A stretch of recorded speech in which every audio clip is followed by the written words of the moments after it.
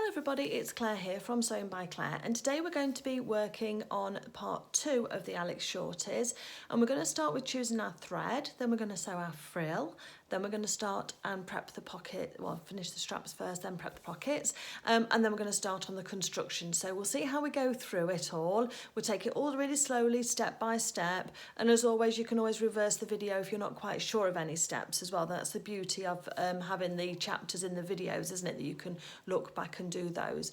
In part 1 we went through the majority of all of the preparation, and I know that video might have been a bit dry, so my apologies for that, but it's just all really important stuff that I just wanted to share with you, and hopefully you've picked up some good tips there that you can take to all of your sewing projects in the future. So I'll stop talking and we'll get on with the sewing. So I've got a sample of our fabric that we're using here for our dungarees, and we need to do now is choose what colour we're going to be sewing with. There's quite a lot of top stitching on these dungarees, and so we're looking for something that will either blend or will contrast, but that will complement the colours we've got. Now, if you're a beginner sewer, I would suggest that you use a colour that will actually blend in, and the one that I'm going to be using is this one here, which is an off-white, and an off-white is a really useful colour to have in your sewing arsenal, really, in your colouring threads.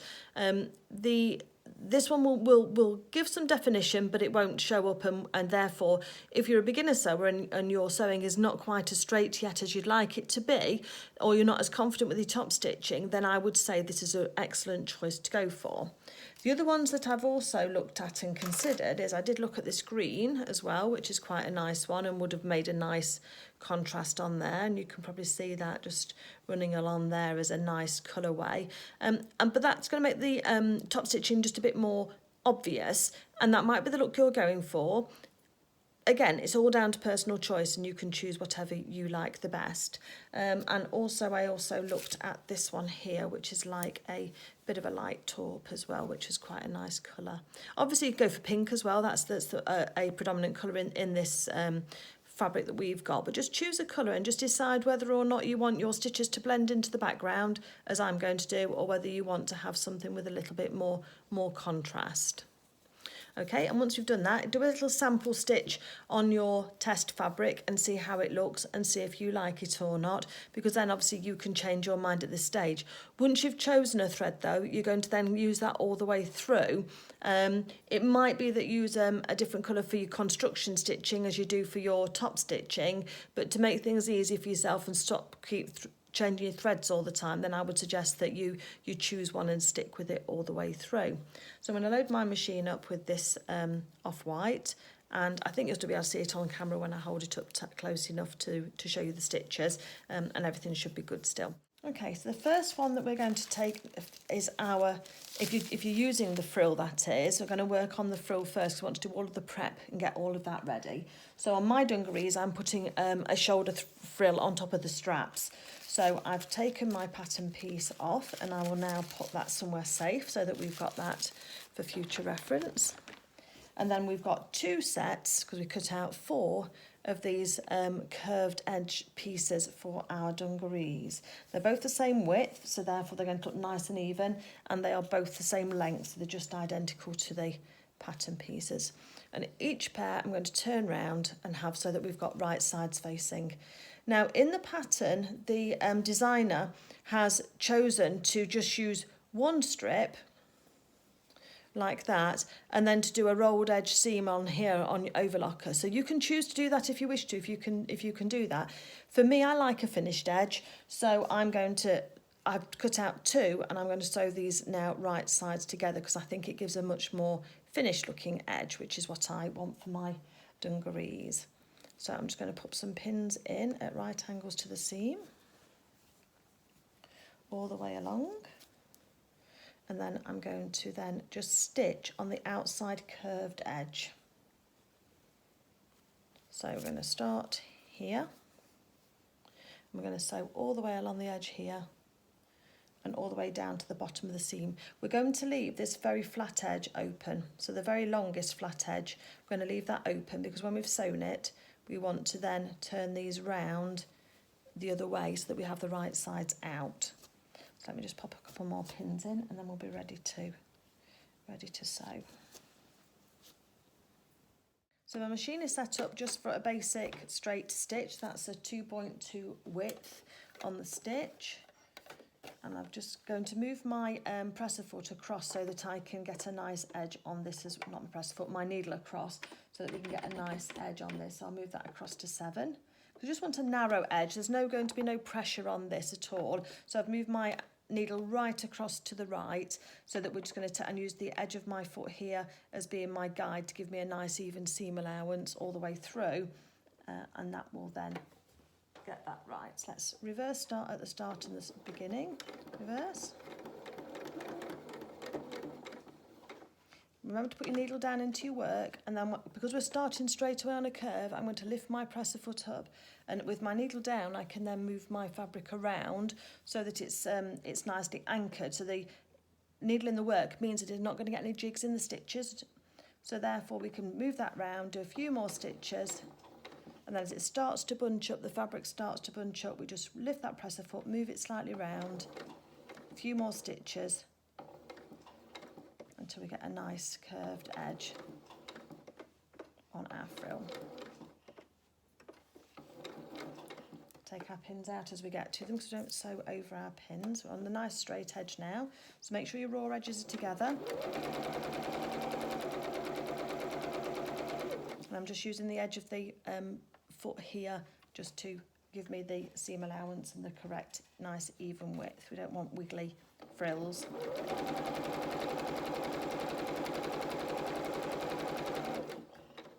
And every time we stop on my machine, my needle stops in the work. If yours doesn't, use your hand crank on the side of the machine to make sure your needle's in your work, and that way then it'll keep it nice and neat for you.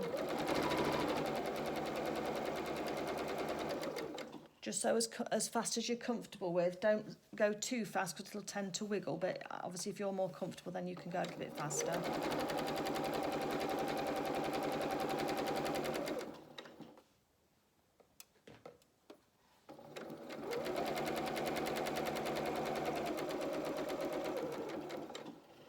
So coming up to that last frill now, edge, a curved edge, so I'm just going to do a few stitches and then stop and just readjust my piece of work, my fabric underneath.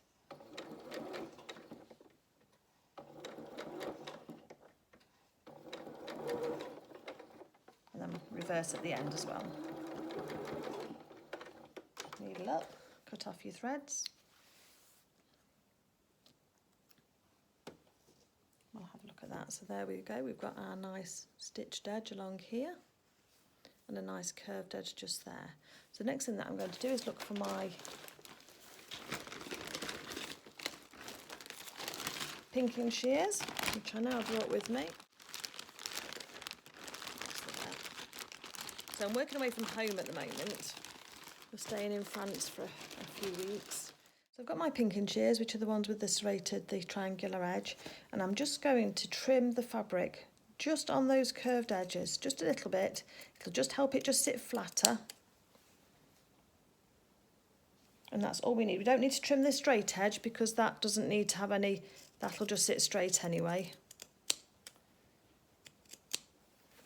And then what we need to do then is if we open up this seam here and we open up the seam allowance as well, we can just use our fingers.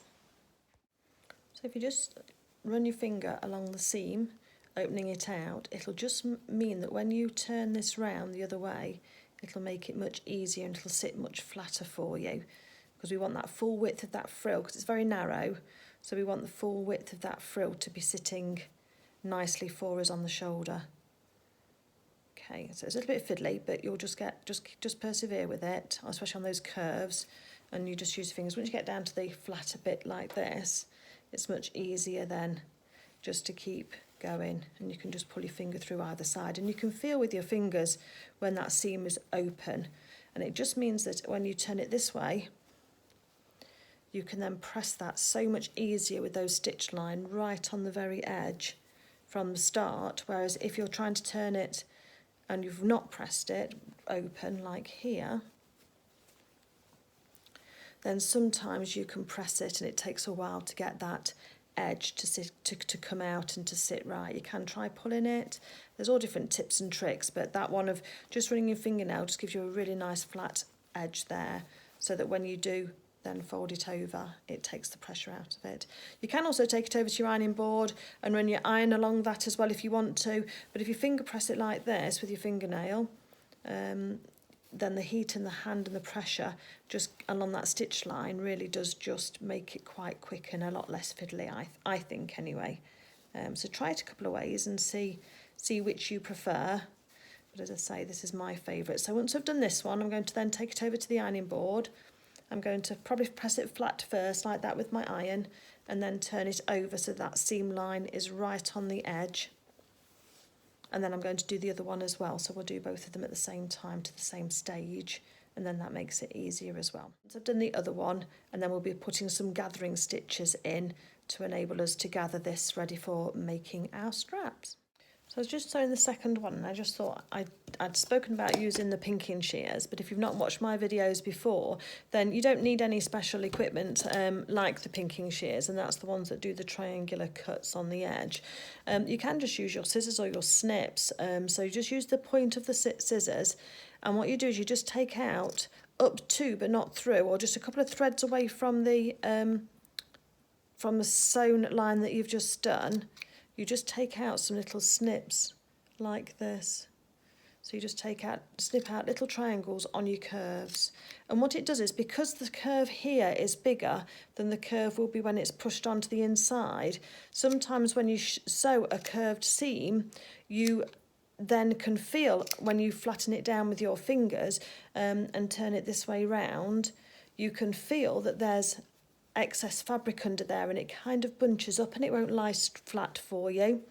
So by taking out some of these little nicks like this, you can see, either like this or with your pinking shears, then what it does is it just makes that seam lie flat and takes that bulk out of that curve for you.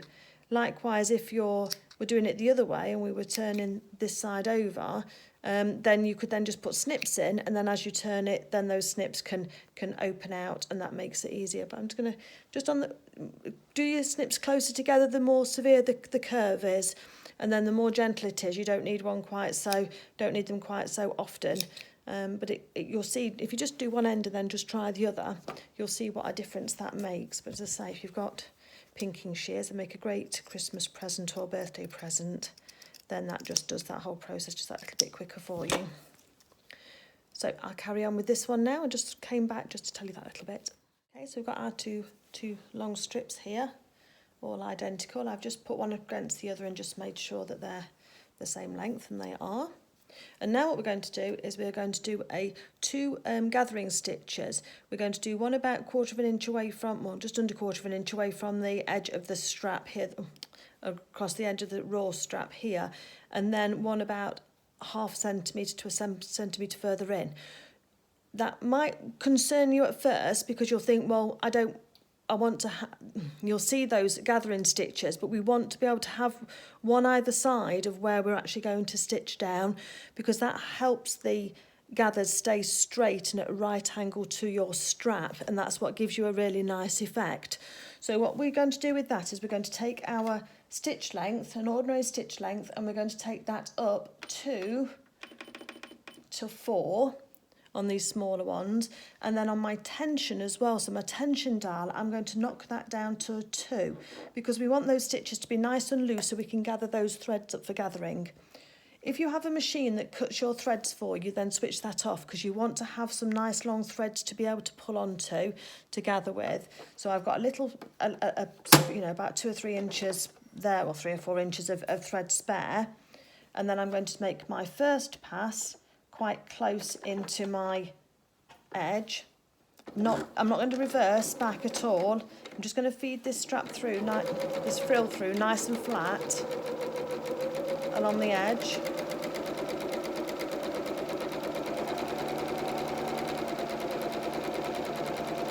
Just take your time.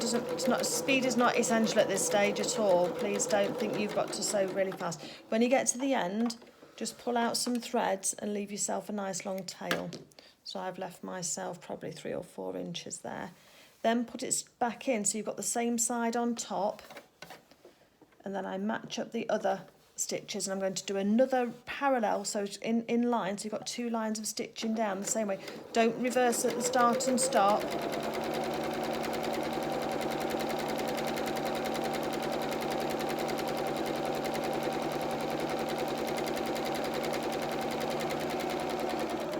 And don't reverse at the end either. And leave your tails again. So we've got these 2 rows of stitches, one just here, and the other one is just there by the side of it. Hopefully you can see those 2 rows of stitches. My phone camera will focus. And then what we can do is we can isolate out the 2 top threads from the 2 bottom threads, just on the edge there. Might just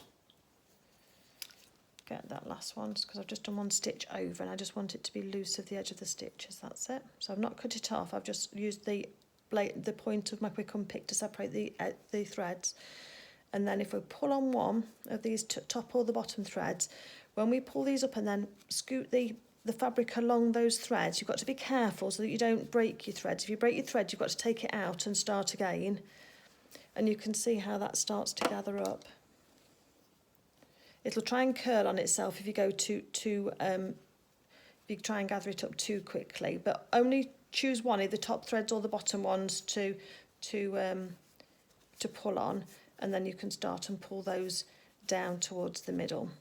And I'll give you a measurement soon as to what, well, you need to go by what's in the measurement in your pattern, because it'll depend on what age group you're sewing for. Just be careful, just move them down a little bit at a time, just kind of hold them and then just massage those gathers down, and you can see that as that starts to go, we're going to get this lovely little frill that will go on top of the shoulders, on top of the straps. So go ahead and put your gathering stitches into your other frill, and then remember to put your tension back to where it was. Mine's normally between 4.5 and 5, and you can drop your stitch length back down again because we'll be working with the straps, and I just don't want you to forget and leave your tension loose, because that'll affect how your garment is then sewn together and whether or not those seams will be fit for purpose or not, especially bearing in mind that it's for a child who'll be running around. So you can go to the other end as well and just join those in together towards the middle, and that will then start you off with gathering this up. Okay, so the next thing we're going to do now is take the 2 long strap pieces that we've got, and if you remember, my inner strap and outer strap are the same, but yours might be different depending on what you've chosen for your fabric choices. So I'm going to take 2 of them, and on those 2 I'm going to open them out, and I'm going to find the interfacing that we cut before, and just on 2 of them we are going to fuse by ironing. And fusing just means we're going to just join them 2 together. But what we do is, if I get them separated, we're going to feel for the bumpy side of the interfacing. That's my bumpy side, that's my smooth side. So the bumpy side of the interfacing is going to go down the middle of the strap, pretty much all the way, apart from the very edges, I think, really. So it's pretty much all the way down and sit in the side. I'm then going to use my press cloth, and I like to use a silk organza press cloth because you can see through it and see what you're doing. But if you've not got that, then you can use either a pillowcase or a handkerchief or a tea towel, just not something too thick because you want the heat to actually go through. And then I'm going to put this on my ironing board like that. So I've got the wrong side, so the right side of the fabric down, so that the wrong side, the bobbly side of the interfacing is against the wrong side of my fabric, and then I'm going to put my press cloth over the top, then I'm going to press that down and iron that down. Now you can take a few seconds for an order, because what you're trying to do is you're melting the little glue dots on the bottom there and letting it just join as one with the fabric, and it'll just give a little bit of stiffness and a little bit of firmness to the fabric for the straps and just make them a little bit more robust. And so that's what we're going to do next. I'm just going to go off and do that, and then I will come back to you. So as I say, just do that on 2 of them. I don't want to do it on all 4 because that would be too thick and too stiff. But we just need them just to be on those 2. And then we'll come back.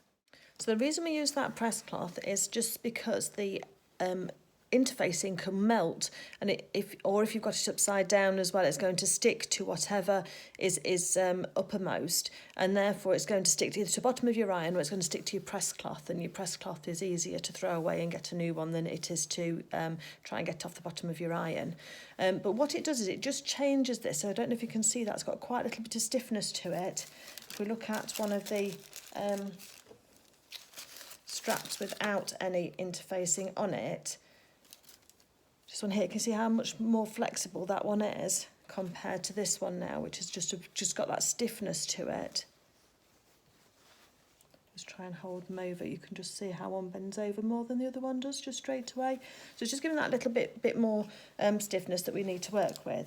So then the next thing that we're going to do then is we're going to be working with our frill. If you're not working with your frill, then you can just do these next steps as if the frill wasn't there. Obviously, you'll see which bits I mean on the construction of that. But we're going to then lay the strap against so that we've got the curve of the strap going into the centre of the curve of the frill going into the centre of the strap, and we're going to leave, I think it's 2.5 inches. Let me just check my instructions. So we're going to leave 1/2 inch at one end, so I'm just going to put a pin in just to show me, and then we're going to leave 2 inches at the other end and put a pin in. And I'm going to do that on both of the straps that I've just interfaced. We'll work with those first. So here's my other one. Now, when these are lying together, we want them to be mirrored copies, because they've got to be, if you think they're going to be on the outside, and we want the frills to be pointing out on each one. And because they've got different measurements at each end, then we've got to be aware of that. So for one, we're going to pin it on the left of the strap, and on the other one we're going to pin it on the right, but they need to be equal. Just put this pin in. So I'm just using my seam gauge just to measure from the edge, and then I'll show you what I mean by having those two mirror copies. So 1/2 inch is about 1.5 centimetres, isn't it? And 2 inches is 5 centimetres, depends on which way you work.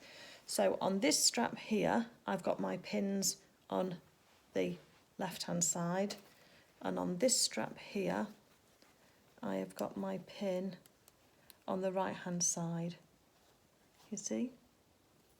So therefore when I sew these, the frill would be on the outer edge of both of these, and that's how we want it to be, because if you put them both on the same edge and they've both got the 2 inches at sort of side by side, they're not going to be mirrored copies, and we need them to be mirrored copies to sit on each shoulder.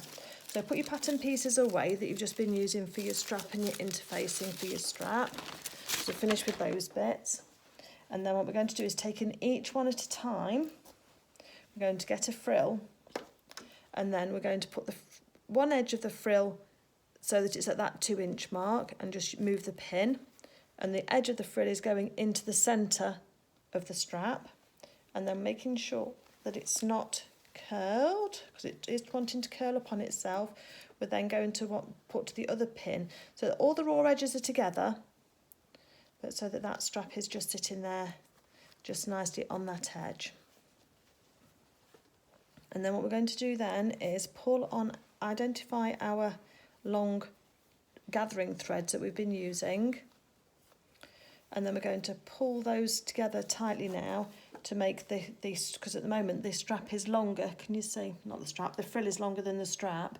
So I need to gather up the frill so that it will sit flat against the edge of the strap. So I'm just going to coax all those gathers down towards the middle. And once we get the right length, then we can reassign all of these gathers out and just make them nice and flat. Just be careful again not to break your thread, so just take your time with it.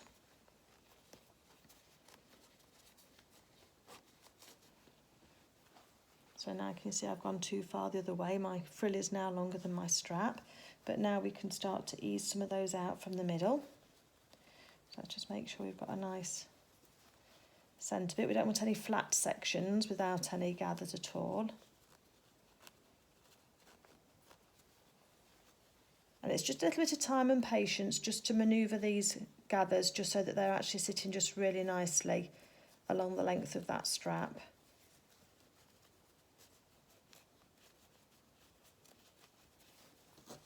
So nearly there, look, can you see that's nearly sitting right now?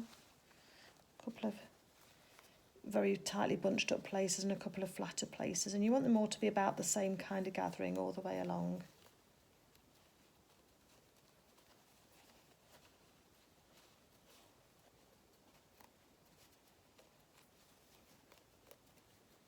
So I'm just using my fingers just to manoeuvre those along. And then just keep checking to make sure that your strap is about the same length. Get in there. Then once you're happy with the gathers in a certain section, and you think that's the same all the way along, then we're going to start and put our pins in. And we're going to have our pin heads hanging over the edge of our gathers because it's easier to see where they are then. So we turn that pin round because that was the first one, just holding it down. And we want all the raw edges together, so both raw edges of the frill and the raw edge of the single raw edge of the strap at the moment, just in there together, all lining up. I'm going to put a pin in. It's looking a bit dark, isn't it, folks, on my video? I might see if I can get some more light for you, so just bear with me and let me just see if I can find some more light. Hold on. Okay, so at the point that we're going to be sewing, you should then have two straps that look like this at the moment. So one's got the 1/2 inch at this side and the 2 inches clear at that side. And then you've got one in the opposite direction. And if you put the two frills together, you've got one with 2 inches spare here and 1/2 inch spare there. So that's how you know you've got your two mirror copies. If you had both of them with the 2 inches at one side, you know that you've got that wrong and that you just need to go and just flip it round and do the other, because you need to have these mirrored copies. And the other way you can test this is if when you put them together, either like this, you've got your 2 inches together and then your frills on the bottom there. Or if you do them the other way round, you just need to have one of each way, because you want those on the, if you think about these being on the straps, then we fold those back, we want one strap like that and one strap like the other. So hopefully I've made that made the sense for you. Just check back if needs be, but when you're just putting them together, just make sure that you've got your 2 inches at the two opposite ends and you should be right. The next thing we're going to do then is we're going to run a row of stitches just over top of some of the gathering stitches down here, just to hold this first row of the frill on, because trying to manage 3 layers of fabric, because the next thing we're going to do is put this over the top and sandwich that frill in between, it can be really difficult to make sure that all your layers are together. So if the first thing that we do is just run a row of tacking stitches along here that will stay in the seam allowance, just very close to that first row of tacking stitches just there, then that will then hold those in place for us whilst we're manipulating the other half of the strap on top. So that's the next thing that we're going to do. So let's put my machine on. Let me move my needle across. Do I need to? No, I'll be fine just there. And we can still use a long stitch length so that it still goes through, so perhaps on a 3. And this time I will reverse to start and stop at the bottom. So I'm just sewing over the top of the frill. Hold on to your threads and just do a quick reverse at the end. That'll just lock in that gathering. And then I'm just pretty much making sure all my frill is all lined straight. So as you're sewing, just give your frill a little pull and just make sure it's just lying straight across towards, you know, the other side of where you're sewing. Put your needle in your work just to hold everything down. And if you spot any flat spots whilst you're sewing, just use your fingernail and just even those along so that you've got it nice and evenly spaced all the way down for your gathers. Take your pins out as you're sewing. Make sure you get all of your pins. It's easy for pins to hide in the gathers.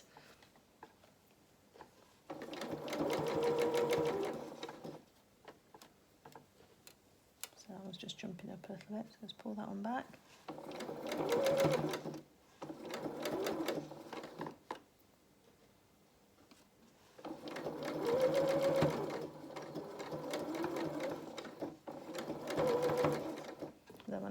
the bottom down here, then I am just going to reverse. Just to attach that on, just make sure. If you've got your awl to hand, which I've got mine here, then you can also use that just to hold those gathers and the ends in place for you. So that's what an awl is, it's just a pointy tool like that, but just holds everything in place for you when you can't get quite underneath all of the foot yourself.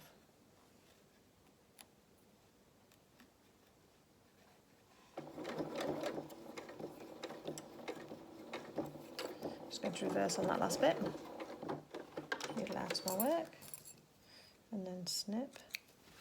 And that frill now is attached onto that strap now, ready for us to sew the next bit down. So I'll do that again with the other one, and then what I'm going to do then is take my spare strap. You should have 2 spare pieces, and I'm going to put one over the top of the other, and encase the raw edges together. This is going over I'm just pinning over the top of the strapped edge first. Just make sure it lies nice and flat. You don't want any puckers in it. You just want it to lie nice and neat.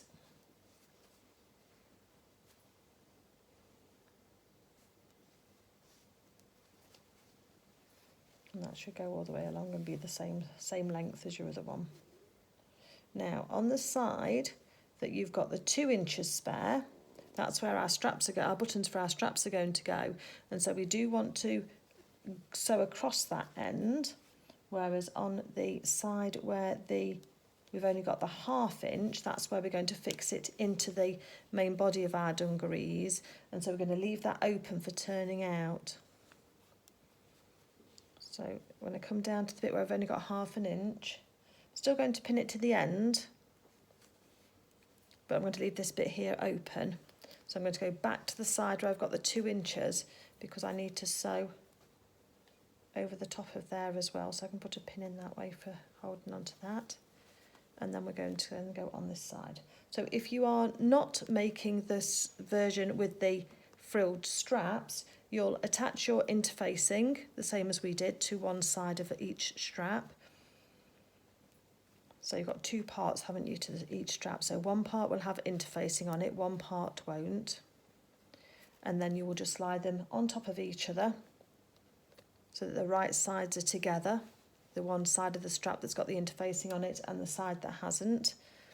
And then you will pin along the same way as this. So you'll just leave one side open. It won't matter about the 2 inches, because that only matters if you've got a frill. So let me just show one here. Okay, so that's what it looks like if you've got a frill in the middle, because we've got the frill in the bulk here. And we're going to sew from this end here all the way up to the top, across the bottom here, and then we're going to sew all the way down again. And that's the same regardless of whether you've got the frill or not. If you haven't got the frill, yours are just right sides together, up one side, across the top, and then down the other, and you're good to go. That's you done then. And then we can turn them out. So let me get these all sewn up, and then I'll show you how I turn them round, and then we'll move on with getting them sorted. Okay, so this is what it looks like when it's all pinned in place for the one with the ruffle. And then I'm going to start at the short end, not the one with the 2 inches, and I'm going to sew with the 1 centimetre seam allowance all the way down, all the way across, and then back up the other side. Just take your time and just make sure that you're pulling your fabric straight so that it's the same size, because we want both of these to be the same width when they're finished. Reverse and start at the end, because we're going to be turning these out, and always put your needle down into your work so that you've got that steady there. Get your raw edges together as you're sewing.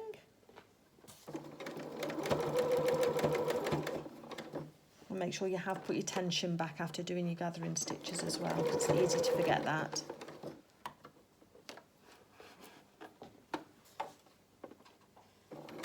I'm just putting a little bit of pressure on the front and back of mine, because mine seems to want to gather up on that side with the ruffles and make the strap shorter, and I need them both to be the same, or we all need them both to be the same length.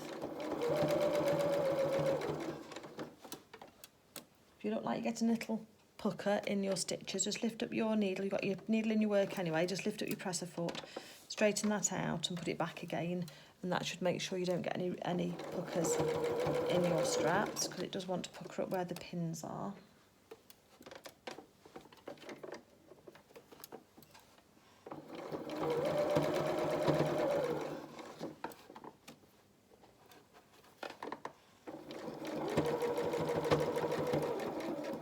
Once you're off the ruffles, then it should be fine. We're going to go up to the corner, get your pins out of the way,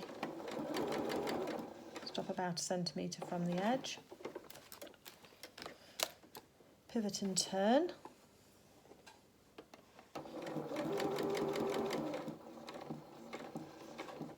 pivot and turn again, just check that seam allowance is right. Then we go down the other side. It should be a bit easier because you've not got the ruffles on that side. Just make sure your raw edges are together.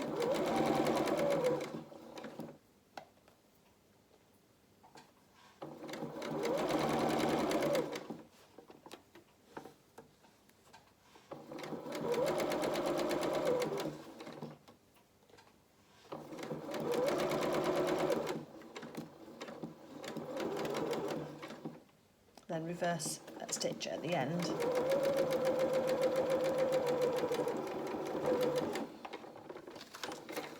Needle up and just trim your threads.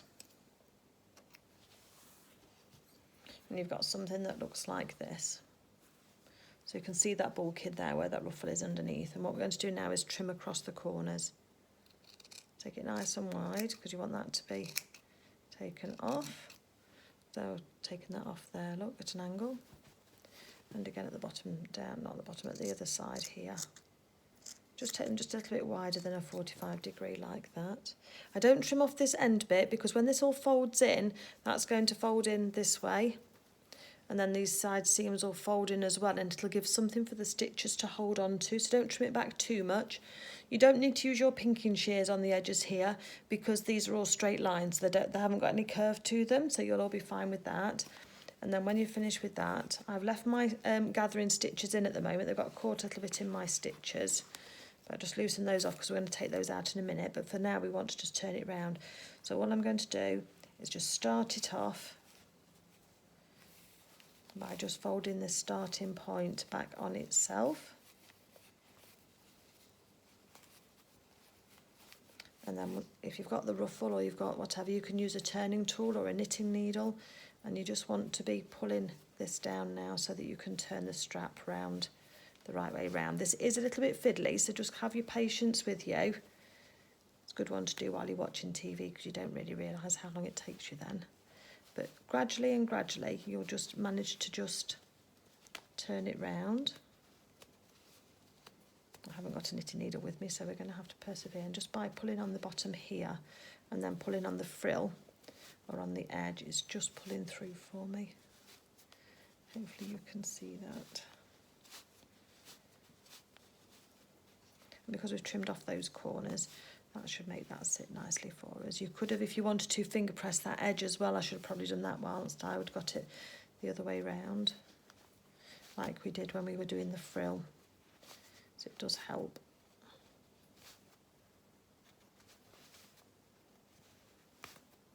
Okay, nearly there.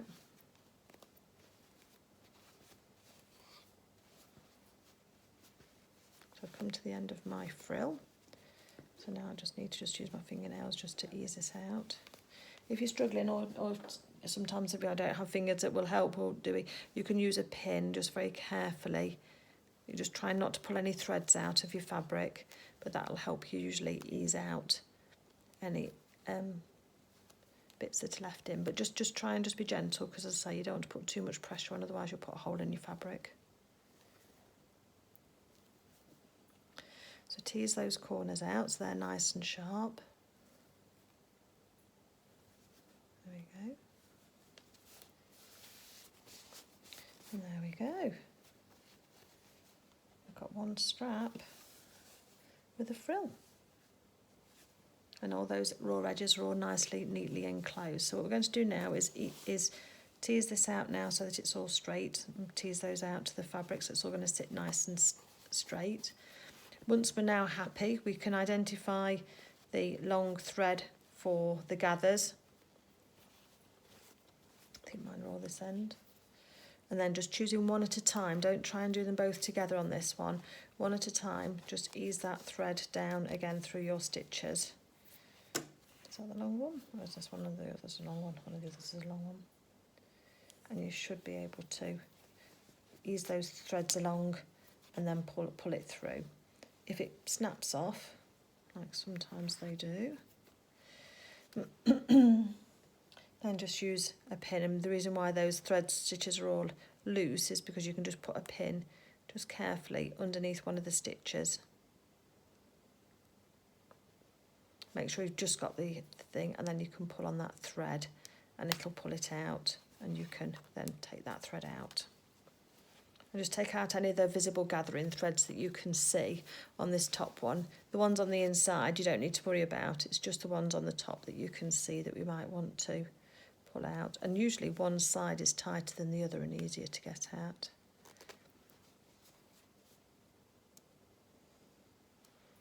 But look how lovely those gathers are all staying in there, look.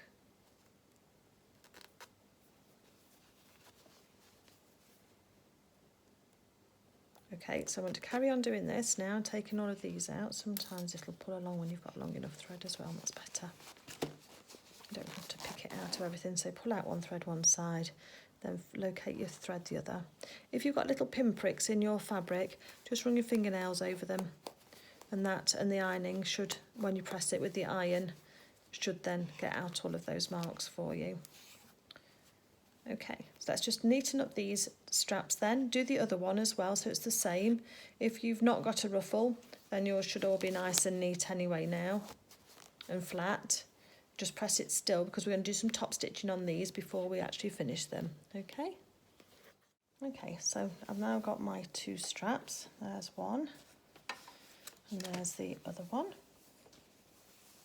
Okay, so that's my two 2-inch pieces together, and they start and stop at the same place, which is always good, and finish. What we're going to do now is take it to the sewing machine and we're going to top stitch. So I've pressed it really flat, as you can see, and made sure that as far as I can get it, my edges are right up to the edge of the seams. And if you can't get that quite right, you can always just use a pin and just pull that seam out just as you're ironing it, pressing it, and that'll just make sure that you get all of your stitches right out to the edge of the fabric. And this is where sometimes, you know, I said to you before, you can sometimes get it so that you can see the lining coming through on one side, and so that's where you're trying to actually make it straight, especially if you've got a contrast colour for the lining of your straps, because you will then see it from the front if you're not careful. So what we're going to do now is going to do some top stitching, and top stitching I really suggest you take your time with it. I've still got little bits of threads here, so it does take time just to get those threads out and just to make sure that they're all done, and you'll keep seeing bits and pulling bits off, but that's okay. So we're going to top stitch. We're going to start here at the raw edge where we turned it through, so that's the bit that's open, and we're going to go all the way down here.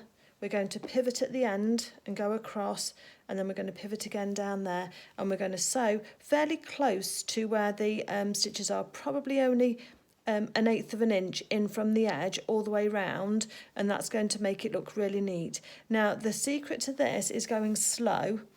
We use a slightly longer stitch length, so I'm going to use a number 3 stitch length for my stitch as well. So normally we use a 2.2 for construction, so we're going to use a 3 for a top stitch, and we're going to take our time. The other secret is lining up the edge of your fabric with a position on your presser foot, or a line, or some mark on your either the bed of your machine or your presser foot that you can see outside of your fabric that you're stitching, and follow that. Don't watch the needle. The needle will go up and down in the same position, I promise you. But if you can get used to watching, just making sure that you're feeding your fabric through in the correct place, it'll then help you stay straight. So for example, I'm going to use the edge of my presser foot, and I'm going to push my needle right across to the right. So mine will go across to position 7, and that's going to give me, so it's going to give me maybe 2/8 of an inch, 1.5 you know, I mean, it's 1/2 centimetre, and that's just going to be right. And I'm going to follow that same width all the way down. When I go across the bottom here, make sure your corners are all pulled out all nicely as well, because you want those to be nice and sharp on the edge there. That one wasn't quite as I'd wanted it. That's better. And the other thing to have with you when you are doing those corners is have your awl or have your quick unpick, so you can use the point, not the blade, you just use the point, and just to help that fabric through if it gets stuck a little bit. So I've got my my stitch length onto 3, I've got my needle position at 7, and I am going to just do a little reverse backwards and forwards, but just where it's going to be tied into the seam allowance, so we're not going to see it. I'm going to put my needle in my work. I'm going to turn my speed down as well, so we go nice and steady. So again, go as slow as you need to, and my eye is just on the edge here with the fabric against the presser foot. I'm not looking at the needle, I'm not looking anywhere else, just making sure that that fabric is feeding through in the same place.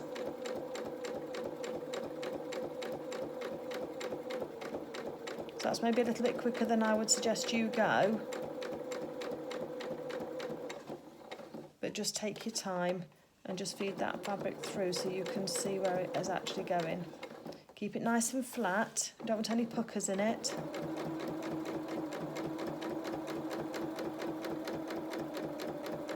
Right, we're getting towards the end now, so we're going to try and gauge it to where we need to be. So keep your needle in your work, lift up your presser foot and then twist. And if your fabric isn't at the same place, and mine isn't, mine's too far down, take your needle back up and just put it straight again and just do a couple more stitches until when you twist that fabric, I need one more stitch, that it's in the right place for you to match the rest of what you've been doing. And this is where you're going to use your awl as well, and just slot it in just behind the needle in the fabric, and you can just put a little bit of pressure and it'll just help you get that piece of fabric through nice and neatly. So again, we're on the other corner. It's not quite straight enough.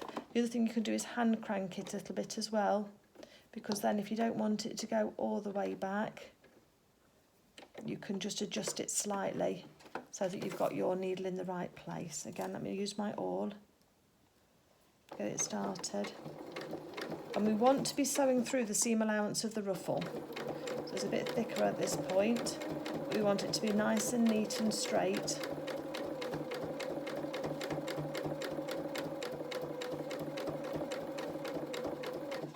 Stop if you need a breather, if you're holding your breath, and just stop.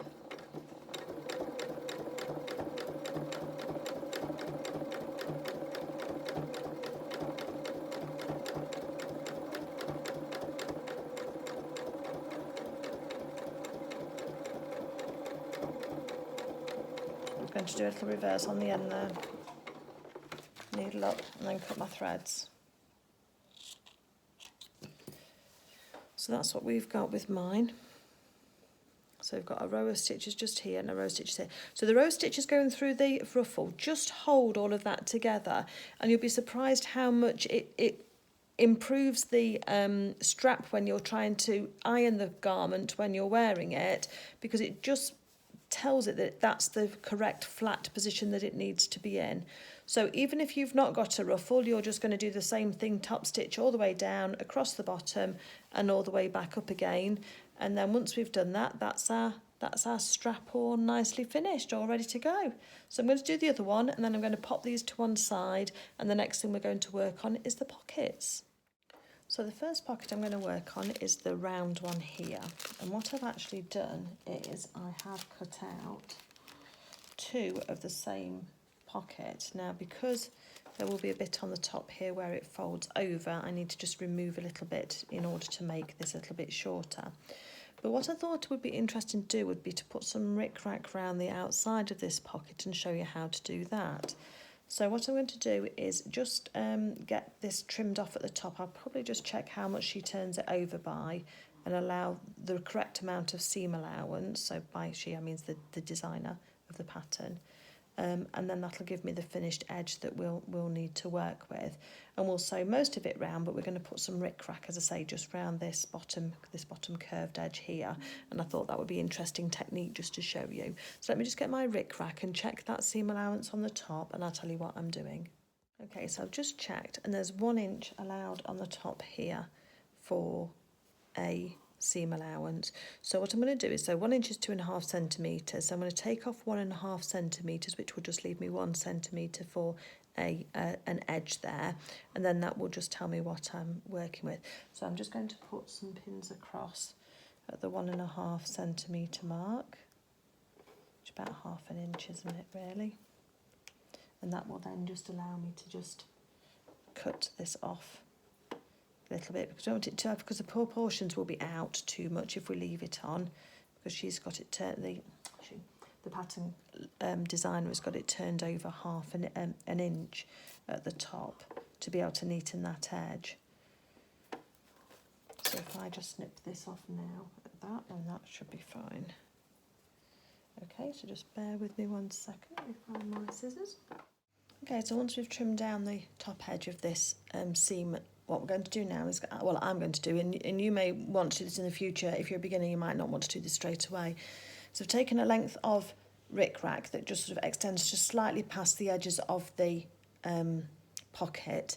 And now what I'm going to do is just going to pin that on, because it's going to give me a nice little ruffled effect around the edge of this pocket. So I'm making sure that I can see a little bit of fabric over the top of each of the peaks, if you like, for the ric-rac as I'm going round, because then when we stitch this, I'm going to have this so that you can see the little edges sticking out like that. So that's the effect. If you are doing, perhaps for a boy, you might want to skip the rounded pocket. I don't want to be gender specific, but I suppose, but it's more synonymous with maybe a girl's pair of dungarees, but the choice is absolutely yours. I'll show you the technique, and then you choose whether you want to add it or not. But by adding this little trim, I mean, you could use little pom-poms if you wanted to. You could also do the same effect with piping as well. If you want to see how to do piping, if you look at the lunar lapping video I did of the dressing gown, then there's piping on that video. So just making sure you can see some of the fabric on the edge there. Just keep going round. Because if we take it too far up, then we're going to cut off the top of that, and we don't want that to happen. Okay, and we're trying to start and end in about the same place as well. So on this one I've got just after a hump coming off, and that one I've got just after a dip coming off, so that's fine, that's about right. And if you can see here, this is how I've got mine, so that you can see the fabric. And what I'm going to do is I'm going to put my stitch length up to a 3.5, and then I'm going to move my needle across to the left as well. So do get used to moving your needle, because it does help. And what I'm going to do is, because we don't want to, it's a bit like when we were doing the frill, if you're trying to now attach the top piece of fabric over the top, because this is going to be a 2-layer pocket on this particular instance for me, that I've cut out 2 of the pockets, then you want to tack this on first, because if you're trying to add the extra piece on and keep all your placement, it won't work. So ask me how I know.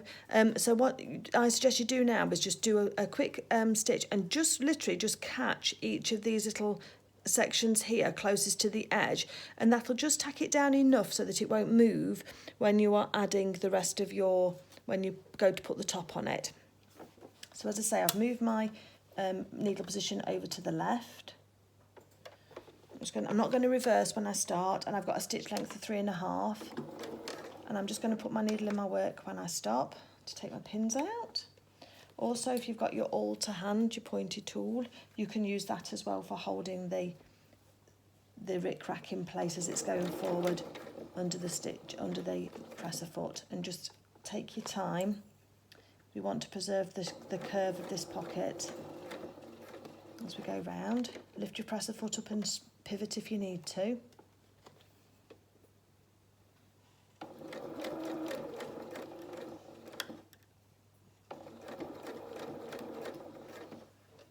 It just tacks that down for you. You can tack it by hand if you want to as well. It will also work equally as well. I just get used to doing things by machine, I think, in a lot of cases, unless it's very tight for space.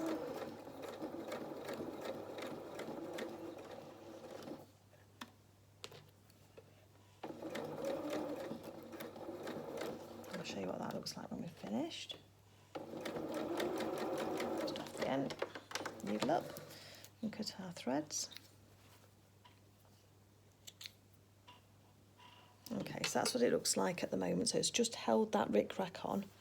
Now what I'm going to do is just sandwich that ric-rac in between the edges here, matching up the edges of my fabric.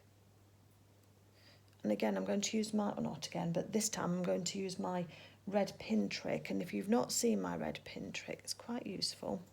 And what it does is, I'm going to use it on this side seam here, because that'll be nice and neat for us to be able to keep straight. So I'm going to put a red pin in where I'm going to stop stitching, because I need to leave a gap, because I'm putting the right sides together. I need to turn this through at some stage. So by marking the start and stop points with my red pins, and then not using red pins anywhere else, that will just make sure that I remember that that's where I'm going to stop and start. Just make sure you get your edges together nicely.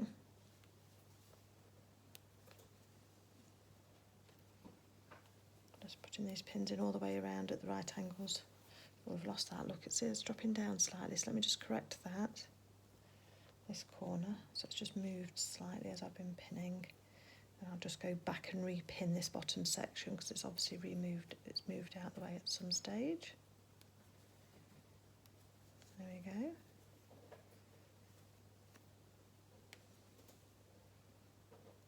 Make sure you don't pin yourself.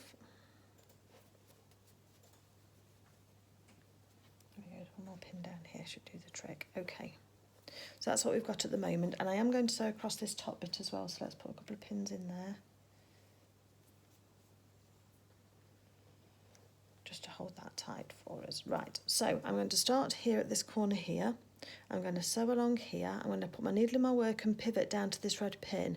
I'm going to reverse stitch there and take my needle out of my work, then rejoin it at this red pin here and reverse stitch, and then go all the way round to the starting point. So the red pins are going to mark where I stop and start. So I'm going to take my needle across again to the 3.5 position, because I want to use the edge of my presser foot as my guide, and I want to take my stitch length down to 2.2, which is the general construction stitch size that we use.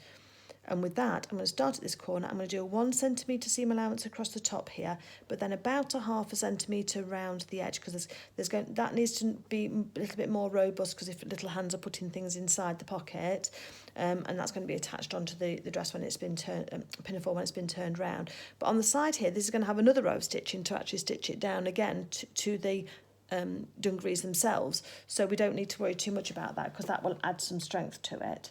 So let's just line this up to give us the 1 centimetre to start off with. And to reverse stitch just to start that off, and then needle in my work for the rest of the stitching. Right, so let's carry on across and stop and take my pins out.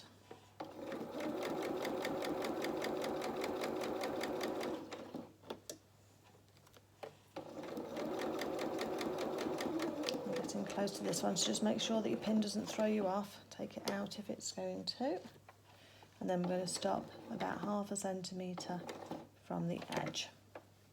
Perhaps one more stitch. It's quite tight to the edge, but that's fine. Okay, and then we're going to then start sewing down this way. So we're coming to a red pin, so let's take out that red pin, but then let me just reverse stitch there, because I know that's where I'm going to start and stop. Needle out of my work and just cut those threads off. And cut off the starting ones as well at this stage, can't we? And then I'm going to rejoin where that other red pin is. And I've probably left about 1 inch for turning. And I'm just going to start again. Stitches forward, couple of stitches back, needle in my work, and then I'm going to start to pivot, because we're right onto that corner.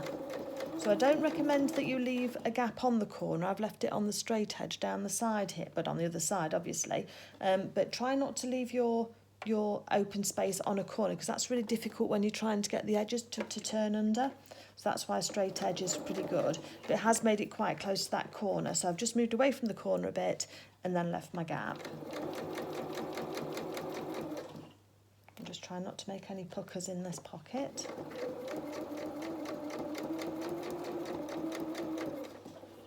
We're trying to be consistent with that seam allowance as well, because otherwise it will show on the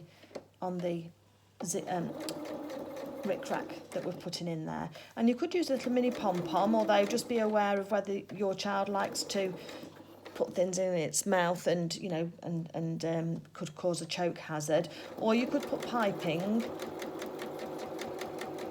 which would also look good.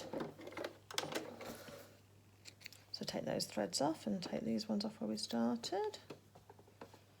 That's it. Okay, so this is what we've got now. So let's go this side. That's my stitching threads there. And on the back here, you can see my tacking threads further down and then my stitching threads further up.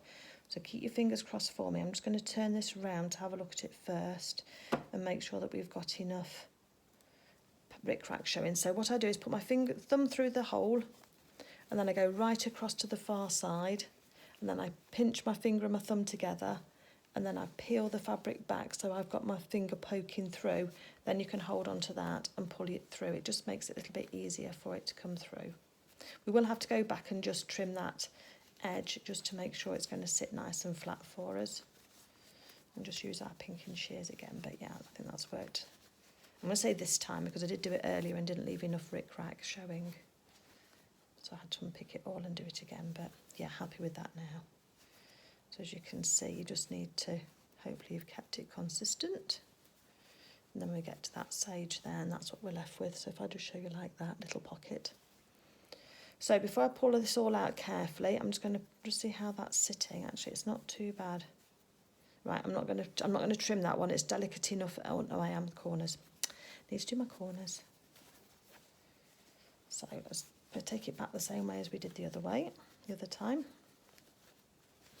And where I've got these big bits of ric-rac here, I'm just going to snip those off as close as I can to the seam allowance, but leaving a little bit because we don't want them to fray.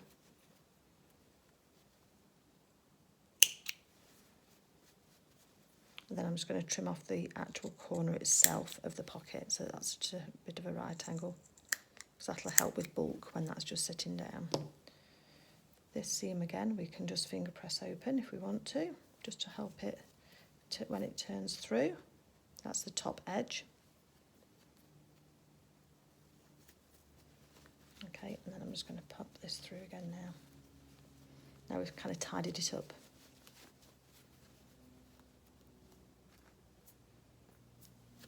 A few little threads.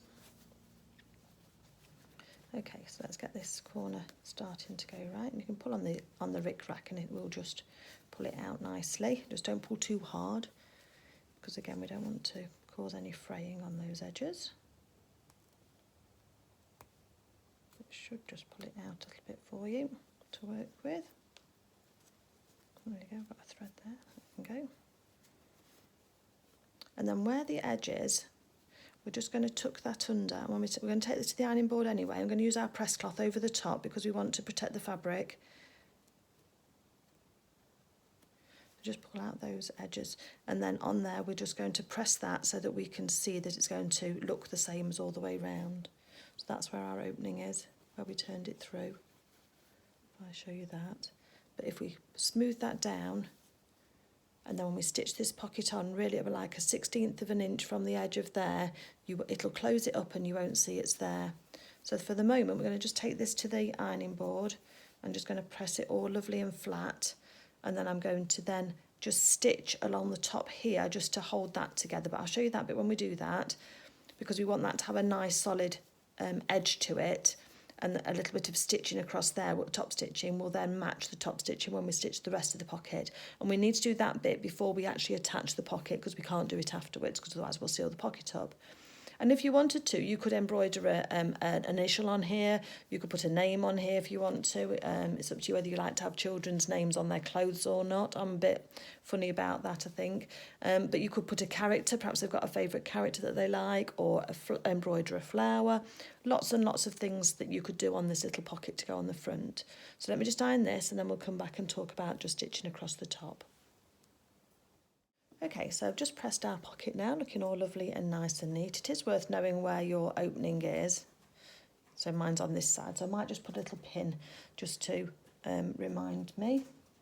Let's have a little red pin there. I think this is going to be my top as well, so that when we stitch we know which side we're paying particular attention to. And then all I'm going to do with this now is I'm just going to top stitch. So I'm going to use pretty close to the edge, so I'm going to use a stitch length of 3, because that's going to be my stitch length for all of my top stitching.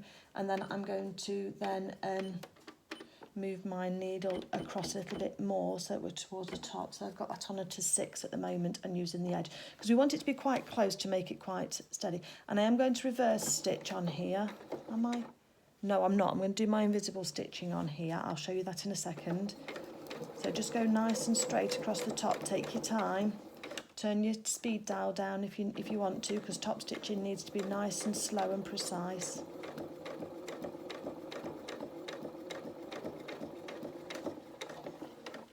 Right, okay, so we've got a nice... So leave some long threads on this when you're doing this bit, because I want to show you my invisible stitch finishing off.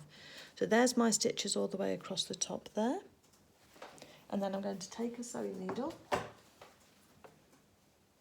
It's one of those little touches that just elevates your garments again. You can reverse stitch if you want to, but I think that it looks really nice if you can do it this way. So what I do is I find where I've started, and on the reverse of it, so which is going to be my top and which is going to be my back.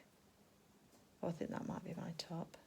So work out which side you like the look of best, and then you're going to pull both threads through. So if you pull on one thread, you then get this little loop just under here, look. Don't know if you can see that or not. There's a little loop that's been formed by the stitch, and if I pull on that, can you see what's happening? It's pulling the thread through from the other side. So it's kept the stitch formed, but it's just pulled the thread through, so there's no back stitching and no loose thread on the end there. And then what I do with that is, just put my needle in there for a minute, I then do 2 knots, quite tight ones, but not so much that you distort the fabric. Then I put those threads together and snip them off, or they're about the same length anyway. And then thread them onto your needle, both together. You can get it to work for you. Mine never want to thread when I'm on camera. There we go.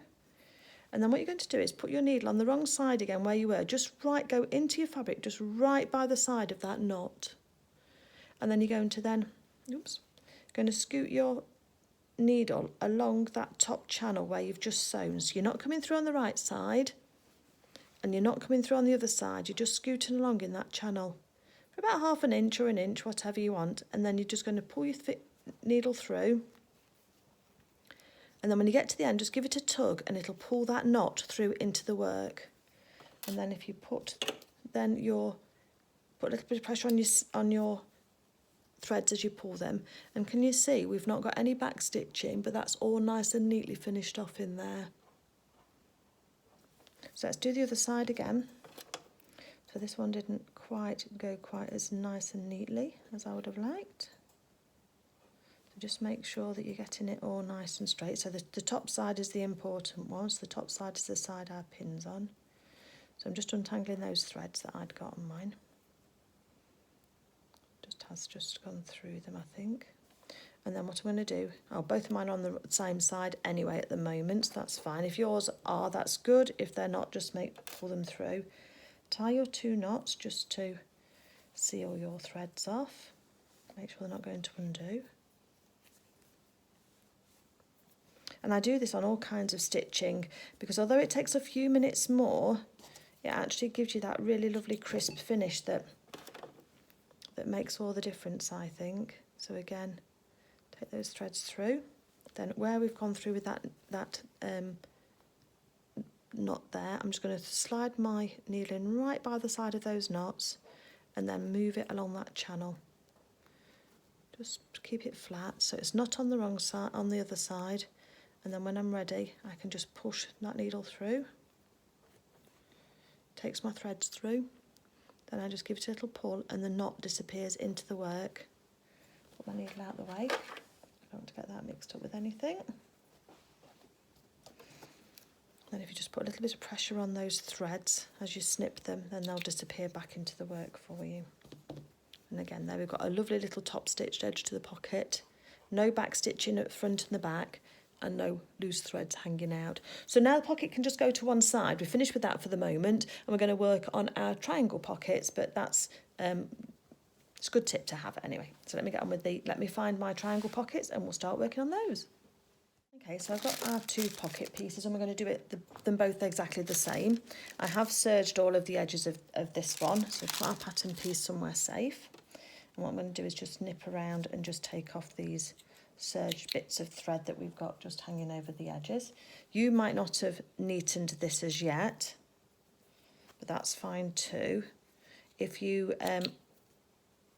we're going to do the stitch first that tells us how far to stitch this pocket, because I do my pocket slightly differently to other people. So the first thing that we're going to do is we're going to turn over the top edge of the, well, if you've not neatened, you do need to neaten this edge because we're going to be doing this bit yet. So just carefully either pink it or zigzag it, but just be aware of how much you've lost in doing so. Perhaps measure from the point to the top of the pocket.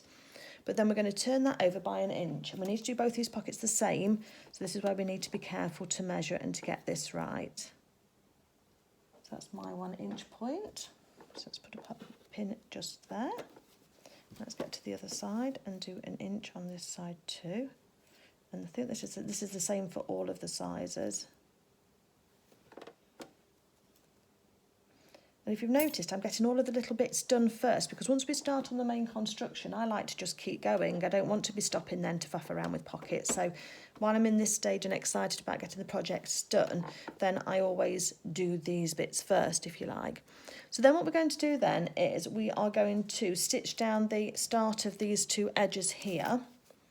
But I'm not going to stop my threads. I'm going to carry on down and then across, mirroring exactly where we need to get to in order to get the right point on the edge here and across. And what that gives is, it gives us a line to turn to. So on mine, I'm going to sort of stitch this at a 2.2, but then change the stitch length to something longer so it's easier to take out if you see it. And then I'm going to carry on stitching just through the one side, pivot to there, pivot to there, pivot there, and then back up again, and then decrease my stitch length here just for sewing this top edge down, and that's going to give us a really nice neat edge all the way round, and I'll show you what I mean by that when we're doing it. So inch turn down on the top once this top edge is neatened. I'm going to do move my needle back to a 3.5 so I can get my nice 1 centimetre seam allowance on these edges, and we're going to just start. I am going to reverse stitch here, so reverse. Make sure I've got my stitch length wasn't at 2.2, stitch length at 2.2 for yours. And then we're keeping it going down, needle in the work when we get to the pin and take that out. But then we're going to now go down to the bottom just here. And then I'm going to just do a little reverse stitch there, just so that it holds that bottom of that pocket down nicely.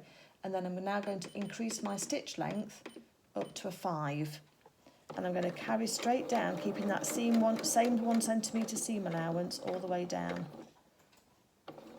So then we're going to twist, make sure you're still hitting your 1 centimetre seam allowance. And then we're going to go down towards the point. And we're going to make sure that we're just on, oops, that's one too many.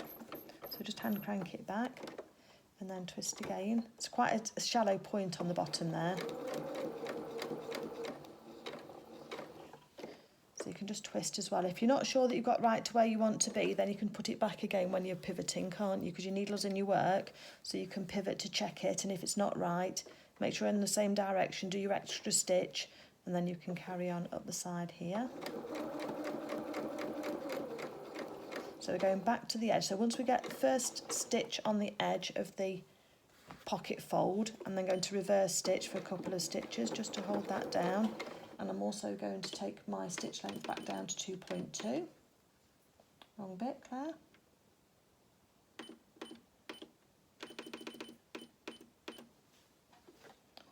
I was going to reverse stitch that because I didn't. That's it. I knew what I want to do, it's just remembering to tell you how to do it. Okay. So we take our threads off.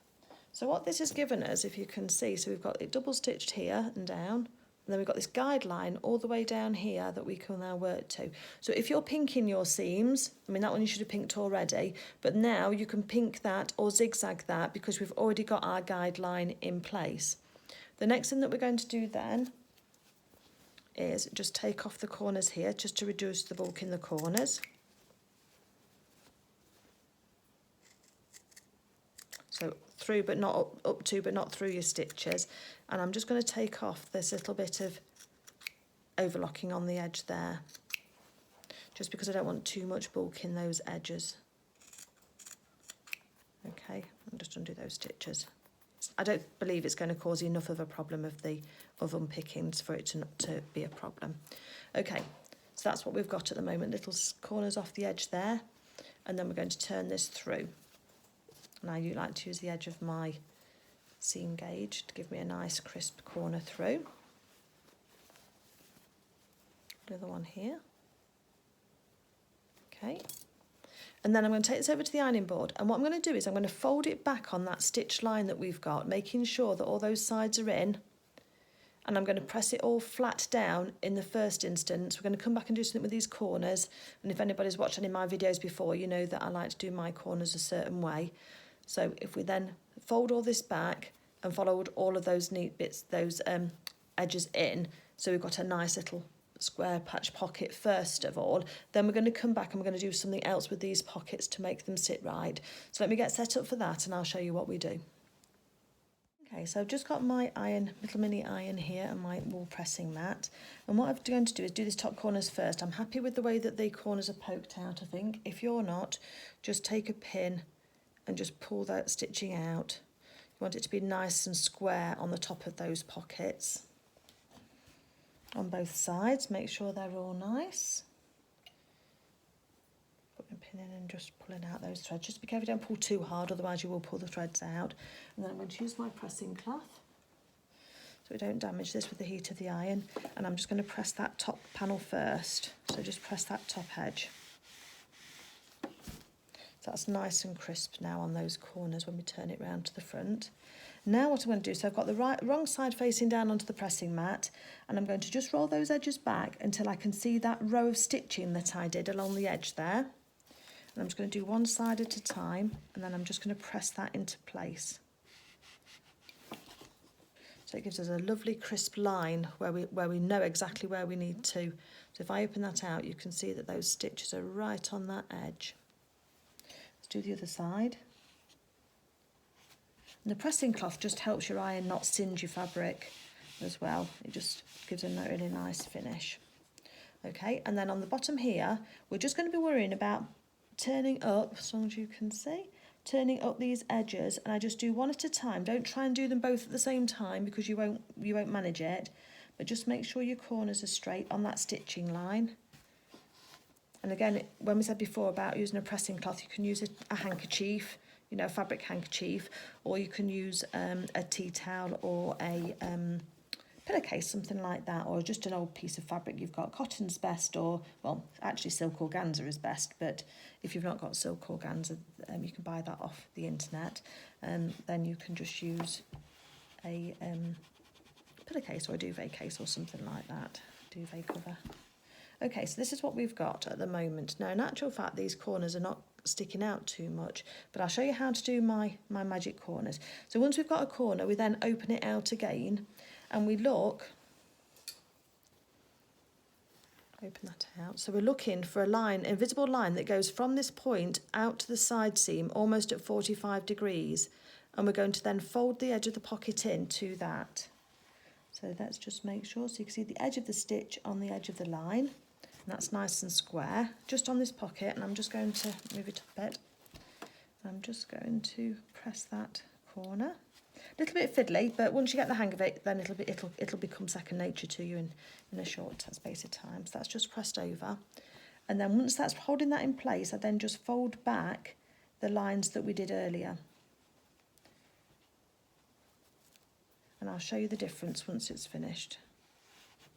Put a little bit of steam on just to give that a little bit of press. Right. So This is our original corner. So that's the top of our pocket. And what you can find is that sometimes when you do a pocket and you're trying to stitch it down, you get a little tag that just sticks out at the edge. Can you see how that's just sticking out just here? And it can be difficult when you're stitching to try and get that to tuck under again without being bulky. So the way that I do mine is by doing that little mitre corner on the edge. Can you see there's no edges near, there's no extra fabric near any of those edges, so it's all tucked in all nice and neatly, and we've mitered, what's called mitering that corner.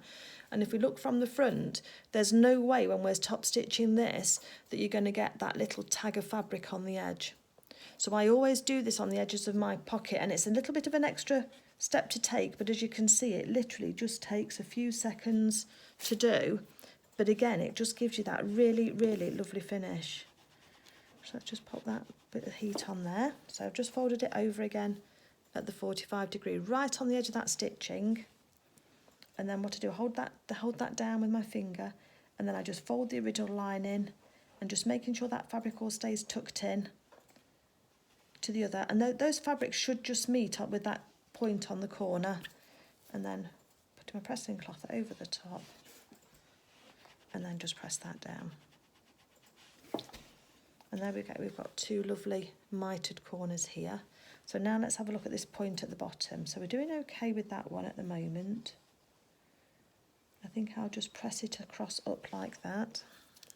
So I've just pressed it across the bottom, but going in at the point right to the stitches where we stitched up to. And now I'm just going to fold over. So it'll be a little bit wider than the other one was, but it'll just hold that. Just hold that in place. Give it a bit of heat. And once you're happy that that's looking nice and even, we want the point to be pretty much in the middle because it'll be elevated. If not, we need to match it up now and sort it out now. Oh no, that's pretty good. So just fold your pocket in half and you'll be able to see where that point is, whether that's matching or not. And then I'll turn it over to the right side. I'm going to put my steam on and just give it a final press, just to keep all those edges all nice and neat. Okay, so the next step that we're going to do then is I'm going to just top stitch this. Now, if I don't want to top stitch it further down, if you've got a double needle, you might want to top stitch with a double needle. You could also do a decorative stitch if you wanted to in a contrast thread.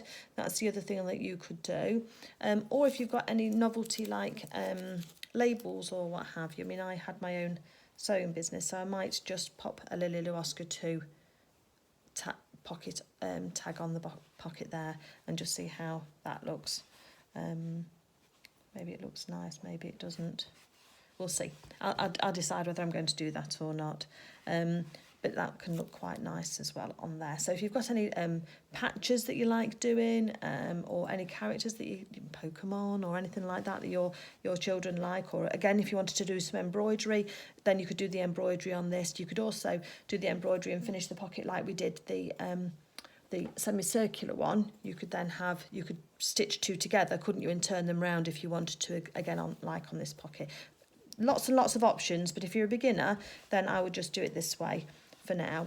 So I've put that away. Let me put my iron away, and then we're just going to do sew down the top of this. I might do a stitch at the top and then a stitch further down, but whatever we do, we've got to remember those settings because we've got another pocket to do, and we're going to do the other pocket exactly the same because these are going to be the two patch pockets that go on the back of the dungarees.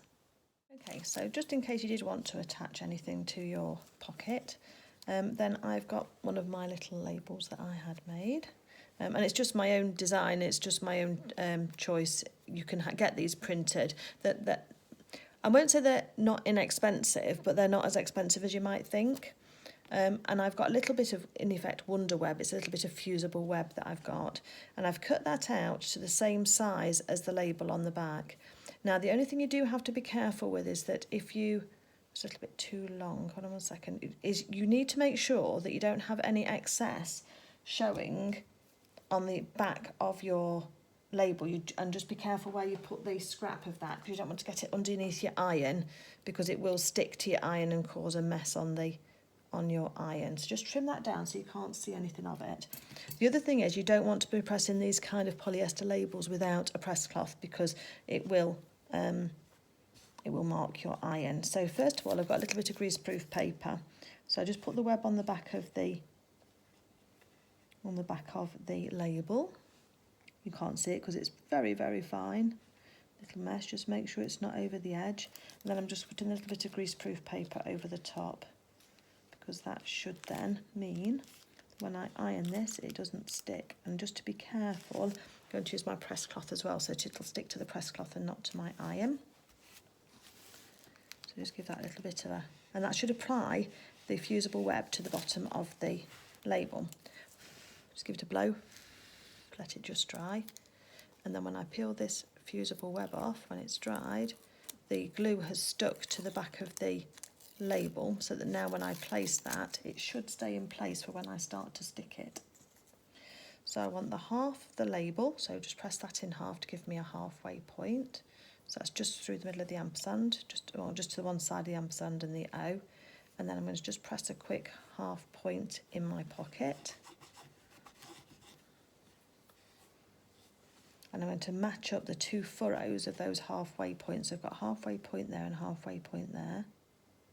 I'm just going to pop a pin in just to keep that straight. And then I'm just going to use my seam gauge now just to measure each corner down from the top as to where I've put it. So it's about 1.2 there. I want to pin at each end as well.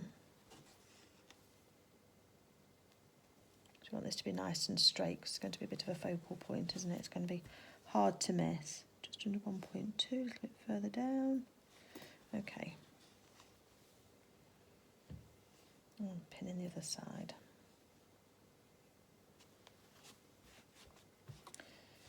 Now you can also use, you can get things called basting glue as well, so you could use a little dot or two of basting glue in each of the corners or along the middle just to hold it. I'm not so familiar with those. I've just used this fine. It's a bit like Wonder Web if you've ever, in the UK, you've ever heard of Wonder Web, or it's like a hemming web as well. So all I'm going to do now is just put my press cloth over the top and holding it still. Now I can take out my pins because that's in the right place. And because I've got my press cloth over with my fingers on it, that's holding it in the right place, and I'm just going to iron that on. I probably should have measured from each side as well, but I think that should be about right. A little bit of steam, and then just blow on that, and that's got that straight. Let's just, a bit after the event, but let's just check. So it's just under 1 inch. Just under 1 inch, so yeah, no, I'm happy with that. And what I'm going to do now is just going to do a quick stitch all the way around this in order to stitch that on, and I'll match the thread to the backing colour of the label so that it's as invisible as possible. And I'm also going to use my invisible start and stop method rather than using the reverse stitch method, and then pull my threads through to the back, but then I'm going to then thread my needle between the back of the pocket and the back of the label, and that should then hide those threads in there and hold those secure for me. So that would be how I would neatly attach a label or a badge or something onto the back of one of the pockets should you wish. Otherwise you can just do your embroidery or what have you. Let me just get my thread and I'll just stitch that on. So I've changed the thread in my needle and in my bobbin to the same colour. I have found that you get the best results if you do that. I'm also going to move my needle across to the 0 position because I want to be right on the very edge so I can just see a little peep of the label through the little slit on my presser foot, and that can keep me right on the very edge and give me the best result. I tend to start in a corner as well. I've got my glasses on so I can get nice and close because it's quite close work this is, and I am going to just increase my stitch length to 3 just to hold that down. So make sure you're starting right in the corner and then go very slowly. So I'll take my speed right down. Oh, something's not liking it with my thread. Oh, it's worked its way through. So just nice and gently into that corner, needle in my work, one more stitch I think, that's it, and then down the edge, trying to get it really neat and really even. I've just gone off the edge, right. Oh, thread's not cooperating today.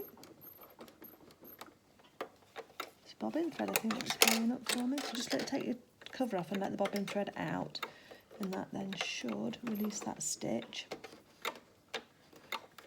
We all have problems like this, don't we, sometimes? Take that bobbin thread off. Take off the top thread. Oh yes, that didn't like it at all, did it? So it's a good job it stopped. So I'm going to unpick that because it's not lighted at all by the looks of the back of that. I should have known I could hear something was not quite right. Then I'm going to thread my machine up again and try again. Maybe on a piece of scrap fabric first, just to make sure that we've got that all lined up. This is what I say, can you see how the edge of that has just shrunk slightly? Just need to pull it just into position for when I'm stitching again. But this should all pull out quite nicely. If you can't get your stitches out, just pull on the top thread and it'll pull the loop up and you can get underneath it then, to then pull it out without risking all of your other threads. If it gets too long, just snip it off. It's quicker to work with a smaller thread. Not like that at all, is it? So I am using a microtex needle, which should be fine for this. I think it's just because I've just changed my threads over. Something's just not liking with that. Let me try again. I'll get a scrap piece of fabric. Okay, so I've just tried it on a piece of scrap fabric and it's working fine, although I have just knocked my stitch length down to 2.6 now. So let's see how we get on with that, and hopefully this will work nicely now. So they're all lined back up again, right on the corner of this section. Keeping it nice and neat, going nice and slowly all the way along.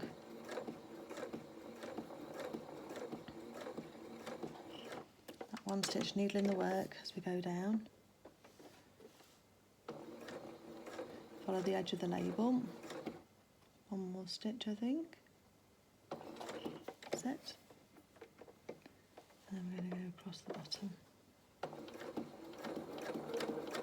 Nice and steady.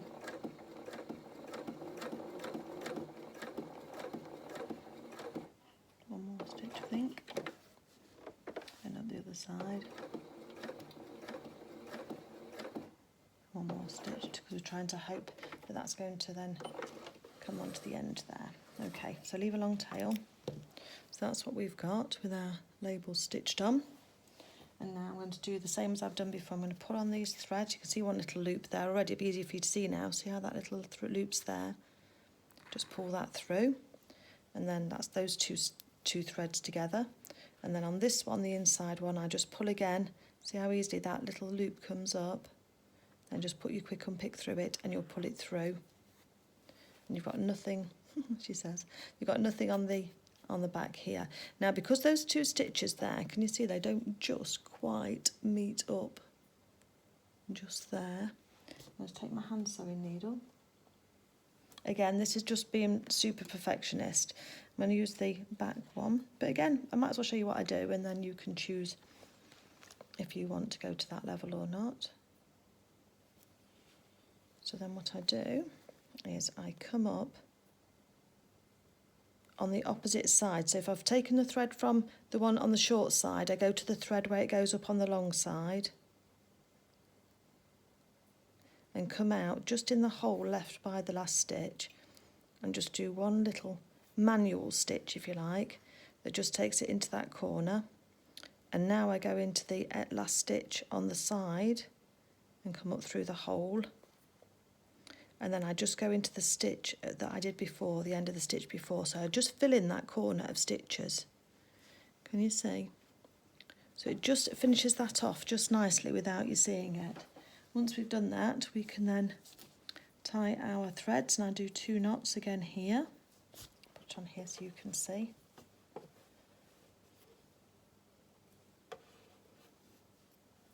So I'm knotting the upper and the lower thread together after I've finished off those stitches.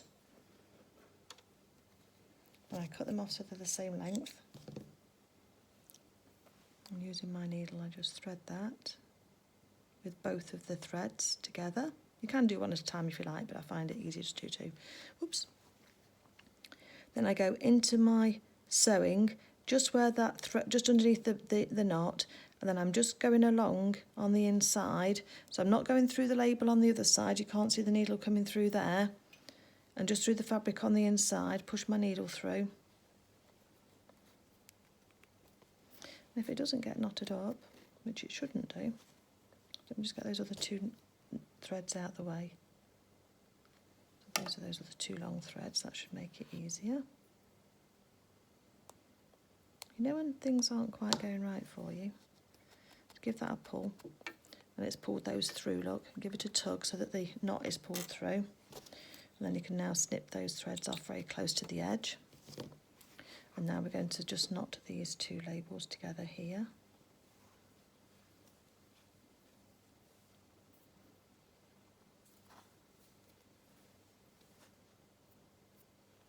I'll do exactly the same. Just snip those off so you've got a nice end to be able to thread.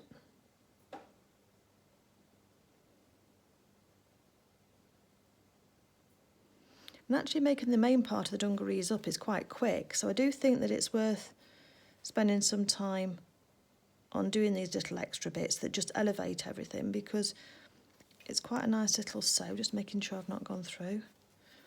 So these little details do just add something nice, and you might not have any labels to add on at the moment, but that's fine, you don't need to. Just skip forward to the next step.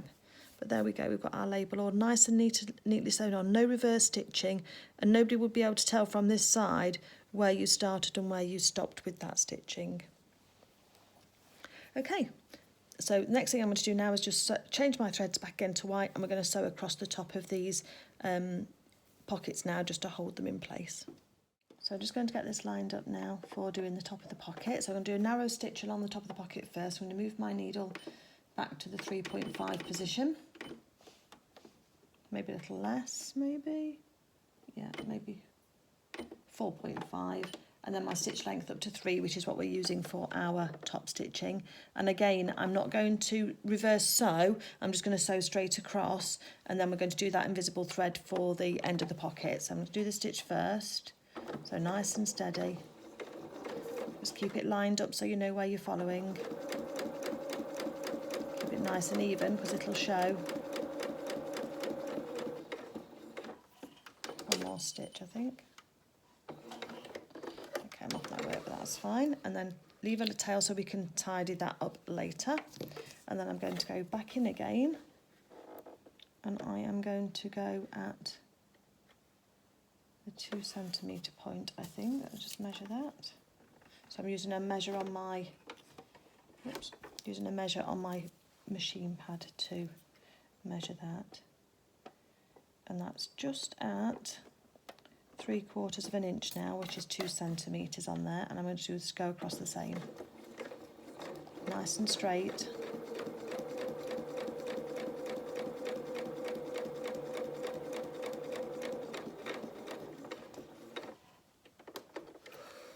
I'll leave those stitches, that's what I've got at the top of my pocket. So it's giving a nice level there to that, so I'm going to keep that top nice and firm, but also the bottom. So we're going to do the same on this side as well, and then I'm going to just take my threads through to the back, knot them off, and then I'll feed them through just to neaten those off. But you've already seen me do that. I'm not going to do anything different to how I did for the label. And then I'm going to put these two pockets to one side, because then we're on to the construction for the main dungarees then. So I hope you've enjoyed stitching along with me today. We've done quite a lot of detailed and precise stitching today, but hopefully I've shown you some tips and tricks that you can use with any sewing that you do, just to elevate your stitching and give you a really lovely finish on whatever it is that you're sewing. So in part 3, we'll be finishing our dungarees. Well, finishing them, we'll be actually starting the main construction of them and then going on to finish those. So hopefully I can get that all done in one part for you. And I look forward to seeing you then. Have a great day, everybody, and speak to you soon. Bye.